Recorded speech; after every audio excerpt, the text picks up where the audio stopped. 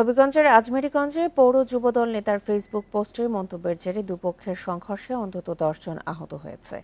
এছাড়া ফরিদপুরের সালথায় আধিপত্য বিস্তার নিয়ে দুপক্ষের মধ্যে সংঘর্ষ হয়েছে। বান্ডেল থাকলে প্রতি সেনমানিতে টাকা বাঁচবে। বিকাশ সেনমানি বান্ডেল কিনে জিতুন প্রতি লেনদেনে। এতে অন্তত 12 জন আহত হয়েছে। পুলিশ জানিয়েছে, হবিগঞ্জের আজমেরীগঞ্জে পৌর যুবদল নেতার ফেসবুক পোস্টের মন্তব্য নিয়ে বিরোধের স্বেচ্ছাসেবক দলের সদস্য সচিব রাহি রহমান ও সদর ইউনিয়ন ছাত্রদলের সাধারণ সম্পাদক হুমায়ুন কবির আকাশের সমর্থকদের মাঝে সংঘর্ষ হয়।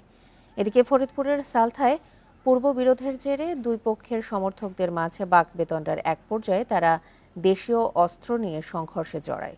এ সময় দুপক্ষের বাড়িতেই হামলা ও ভাঙচুর হয়।